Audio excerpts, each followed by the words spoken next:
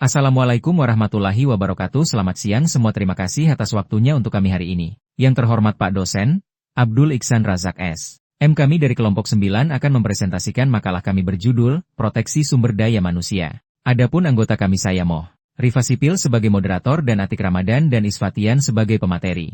Untuk pemateri saya persilahkan. Assalamualaikum warahmatullahi wabarakatuh. Baik, saya Atif Ramadan. Saya akan membaca materi kami pengertian sumber daya manusia menurut Seuri. Hal sedah sumber daya manusia ada 3 pengertian, yaitu yang pertama, sumber daya manusia adalah manusia yang bekerja di lingkungan suatu organisasi, disebut juga personil, tenaga kerja, bekerja atau karyawan. Yang kedua, sumber daya manusia adalah potensi manusiawi sebagai penggerak organisasi dalam mewujudkan eksistensinya. Yang ketiga, sumber daya manusia adalah potensi yang merupakan aset dan berfungsi sebagai modal non-material non-finansial di dalam organisasi bisnis, yang dapat mewujudkan menjadi potensi nyata real secara fisik dan non-fisik dalam mewujudkan eksistensi organisasi. Sedangkan menurut Iswanto, hal afar, definisi sistem adalah pendekatan strategik dan koheren untuk mengelola aset paling berharga milik organisasi, yaitu orang-orang yang bekerja di dalam organisasi, baik secara individu ataupun kolektif, dalam rangka memberikan sumbangan untuk mencapai sasaran organisasi. Lain halnya menurut Kustati, afar, manajemen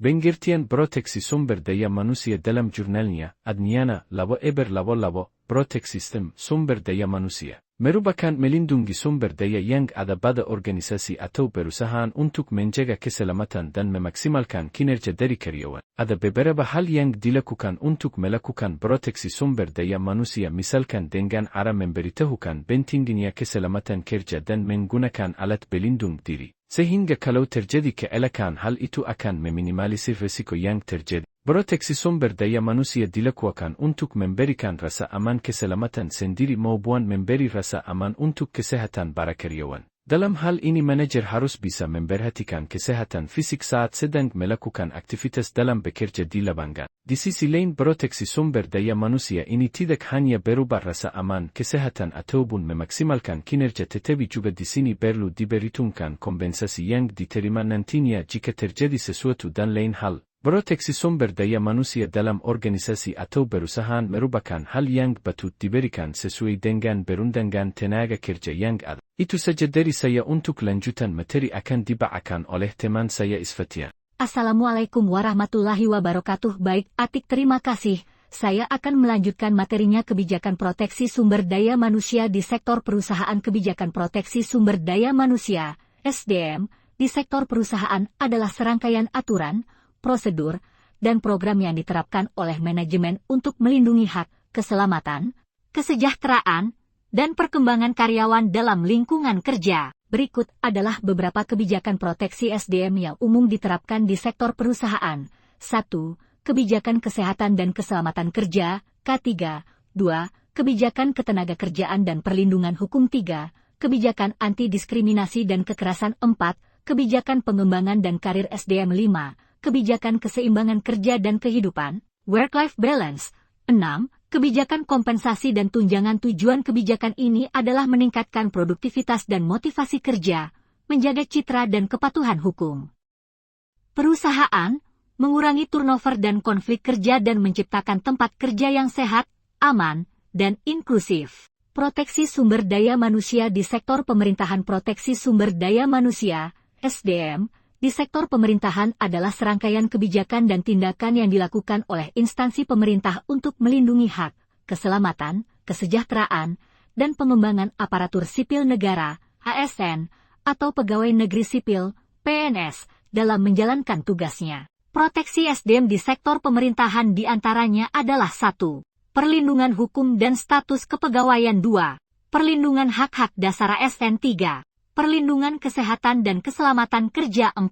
Kebijakan anti korupsi, gratifikasi, dan pelecehan. 5. Pengembangan dan pembinaan karir ASN. Perlindungan terhadap whistleblower. Tujuan proteksi SDM di sektor pemerintahan adalah menjamin kenyamanan dan keamanan kerja bagi ASN, meningkatkan profesionalisme dan integritas pelayanan publik, mencegah penyalahgunaan kekuasaan dan diskriminasi dan mewujudkan birokrasi yang bersih, akuntabel, dan berorientasi pada pelayanan. Slide selanjutnya tantangan dalam implementasi proteksi sumber daya manusia. Implementasi proteksi sumber daya manusia di Indonesia menghadapi berbagai tantangan, antara lain, 1.